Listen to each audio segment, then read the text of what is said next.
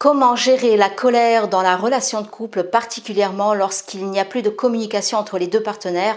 C'est une question qui m'a été posée dans les commentaires d'une de mes vidéos ici sur ma chaîne. Et aujourd'hui, je vais vous donner des éléments d'une efficacité redoutable pour vous enseigner à vous libérer de votre colère de manière efficace et également en vous libérant de votre colère à savoir établir une communication saine dans la relation de couple, dans le sens où vous n'êtes ni dans le jugement ni dans l'accusation et envers votre partenaire et envers vous-même. Donc si vous avez envie d'utiliser ces éléments dans votre relation pour améliorer justement la qualité de votre relation, je ne peux que vous inviter à rester jusqu'au bout de cette vidéo.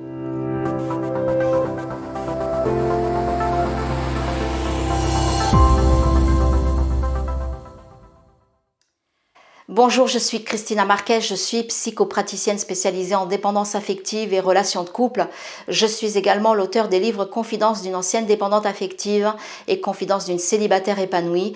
Je vous mets comme d'habitude sous cette vidéo les liens pour vous procurer mes livres si vous avez envie de les lire. Alors, comment est-ce qu'on se libère de la colère dans la relation de couple ?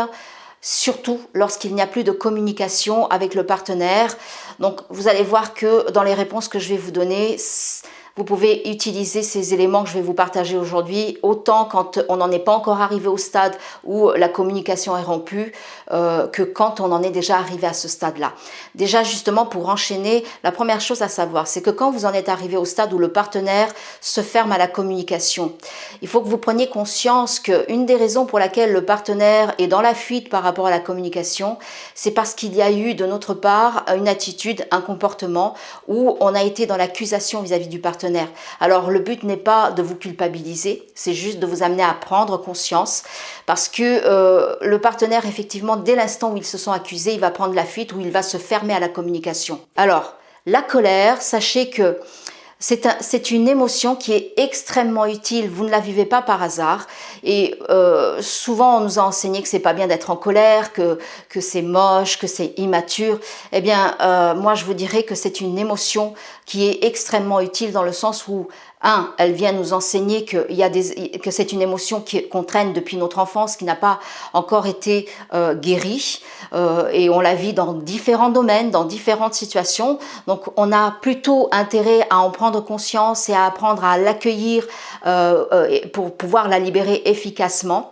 Et également, l'utilité de la colère, elle est là pour vous démontrer, pour vous amener à prendre conscience que si vous en arrivez à être en colère dans une situation précise, que ce soit dans votre relation de couple ou dans n'importe quelle autre relation, aujourd'hui on parle de la relation de couple, mais c'est valable pour toute relation. La colère est là pour vous amener à prendre conscience que vous avez besoin d'apprendre à vous affirmer. Donc on est en colère parce que d'abord on n'est pas conscient de nos besoins et on n'en est pas conscient tout simplement parce qu'on ne sait pas quoi en faire si on les identifie. Et justement, quoi en faire, c'est d'apprendre à affirmer ses besoins dans la relation avec l'autre. Affirmer les besoins ne veut pas dire contrôler l'autre dans le sens où il est obligé de répondre à ses besoins et de répondre à nos attentes. En fait, le véritable besoin, déjà le tout premier véritable besoin, c'est de prendre conscience de ce qu'on désire dans la relation et de se donner le droit de l'affirmer. Le simple fait déjà de se donner le droit de l'affirmer nous permet déjà de libérer une partie de notre colère et nous permet en fait de prendre la place dont on a besoin afin de se respecter soi-même. Parce que la raison pour laquelle on est en colère, c'est souvent parce que la colère qu'on ressent envers l'autre, en réalité, c'est une colère qu'on a vis-à-vis de soi, dans le sens où on ne s'est pas autorisé à se respecter soi-même. Et justement, ça me permet d'enchaîner là-dessus parce que le partenaire est un cadeau extraordinaire parce qu'il vient vous révéler que justement, de manière inconsciente, vous avez cautionné et vous avez accepté ce comportement-là. Pourquoi? Parce qu'il y a des peurs, souvent c'est de la dépendance, la dépendance de son regard, de la dépendance affective, peur de la rupture. Donc en fait, on va accepter certaines choses dans le but de faire durer la relation au détriment de nos propres besoins et sans oser affirmer ce qu'on veut vivre dans la relation. Donc c'est là déjà pour nous permettre d'identifier ça. Si déjà on se donnait le droit de s'affirmer, il y aurait beaucoup moins de colère qui s'installerait. En tout cas, il y aurait la colère, même si elle s'installe, on va pouvoir la gérer. Et dans le cas où on n'en est pas conscient de ces besoins qu'on a à affirmer, eh bien évidemment, c'est souvent des situations qui vont perdurer, qui vont s'installer. Et plus elles s'installent, plus on refoule à l'intérieur de nous ce qu'on a besoin d'exprimer, et plus ça va créer de la colère et générer parfois jusqu'à ce qu'il y ait de la rancœur. Donc ça, c'est un élément qui est indispensable à prendre conscience pour pouvoir commencer à faire un travail sur la colère. Ensuite, l'élément suivant qui est également indispensable pour pouvoir faire un travail sur cette colère qu'on est en train de vivre, c'est de savoir que la colère qui est enclenchée par rapport à la situation qu'on est en train de vivre, quand le partenaire a des attitudes, des comportements qui viennent nous blesser et qui viennent donc déclencher de la colère en nous, en fait, le partenaire n'est qu'un élément qui est là pour appuyer là où ça fait mal en nous, parce que là où il appuie, ça vient justement réveiller une émotion qu'on traîne déjà depuis très longtemps, qui a la plupart du temps été enclenchée dans notre enfance. Et cette blessure, elle a souvent été enclenchée dans l'enfance avec le parent du même sexe que le partenaire. Alors, c'est pas forcément toujours le cas, mais en règle générale, j'ai observé que c'est ce qui se passe. Souvent, ce qu'on vit avec le partenaire, c'est une émotion qui est répétitive, c'est un schéma répétitif d'une émotion qui a été enclenchée dans notre enfance avec le parent du même sexe que notre partenaire. Donc, à quoi ça sert de savoir ça? Cette émotion-là qui a été enclenchée dans l'enfance, bien, ça vient réveiller le petit enfant à l'intérieur de vous qui n'a toujours pas guéri cette émotion-là. Et que ce n'est pas le rôle du partenaire d'aller réparer ce petit enfant à l'intérieur de vous qui est toujours blessé parce qu'il n'a pas pu guérir cette blessure avec le parent qui est concerné. Donc, vous avez besoin d'apprendre à faire un travail là-dessus pour libérer cette émotion avec vous-même et dans la relation avec votre parent. Et le partenaire, il est juste là pour vous permettre de prendre conscience de ce dont vous avez besoin de vous affirmer, mais ce n'est pas son rôle de venir guérir le petit enfant à l'intérieur de vous.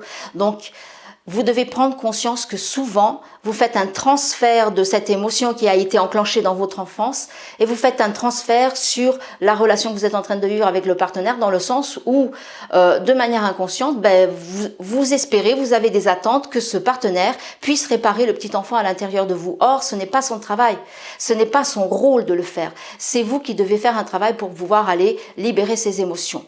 Donc justement, dans ce travail-là, peut-être que la situation qui est en train de vous arriver quand il n'y a plus de communication, quand la communication elle est rompue, eh ben c'est pas un hasard, c'est là pour justement vous amener à vous intérioriser, à aller faire une analyse avec vous-même, dans le sens où vous allez pouvoir accueillir les émotions qui arrivent par rapport à cette colère que vous ressentez, à vous rappeler de ce qui s'est passé dans votre enfance, essayer de faire le lien, et donc en tout cas être dans le ressenti au lieu d'être dans la fuite par rapport à cette colère que vous êtes en train de ressentir, parce que d'une part, elle va vous permettre d'identifier quels sont vos besoins et qu'est-ce que vous souhaitez affirmer dans la relation pour répondre à vos besoins, et ensuite elle va vous permettre justement de faire ce travail qui va libérer la colère et de la libérer également dans la relation que vous avez entretenue avec le parent où elle a été enclenchée, cette émotion-là.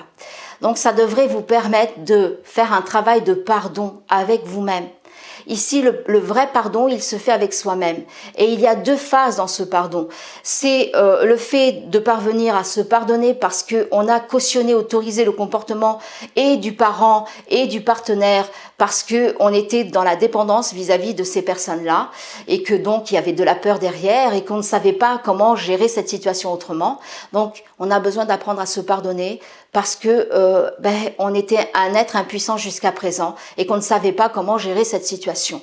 Et la deuxième phase du pardon vis-à-vis de soi, c'est de s'autoriser à être un être humain dans le sens où on en a voulu à l'autre, on en veut encore à l'autre, parce que tout simplement on est humain.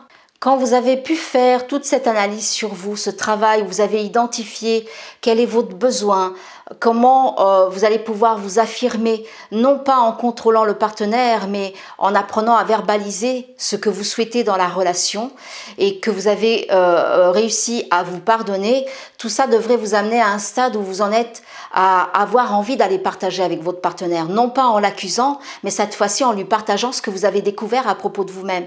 Et c'est comme ça que vous allez pouvoir créer une communication saine dans laquelle il n'y a plus ni jugement, ni accusation, ni envers lui, ni envers vous, puisque vous vous êtes libéré et que vous vous êtes pardonné. Voilà comment une telle situation est un véritable cadeau qui est là pour nous enseigner à répondre à nos besoins, mais également à améliorer notre relation de couple. J'espère que cette vidéo vous a encore été utile, que ça vous aide à améliorer vos relations, à vous sentir mieux avec vous-même et à pouvoir appliquer ce que je vous enseigne dans mes vidéos dans vos relations. Si c'est le cas, bien je vous invite comme d'habitude à cliquer sur le petit pouce bleu. Mettez-moi un commentaire sur ce que vous avez appris sur cette vidéo. Partagez-la un maximum autour de vous. Vous savez, c'est hyper important pour moi de savoir que mes vidéos vous sont utiles parce que ça me donne envie de continuer à vous partager mes enseignements. Si vous n'êtes pas encore abonné à ma chaîne, eh bien je ne peux que vous inviter à le faire en cliquant sur le bouton s'abonner. Cliquez également sur la cloche pour pouvoir être informé des prochaines vidéos que je vais vous partager. Voilà, je vous dis à très vite pour une prochaine vidéo. Prenez soin de vous. À très bientôt.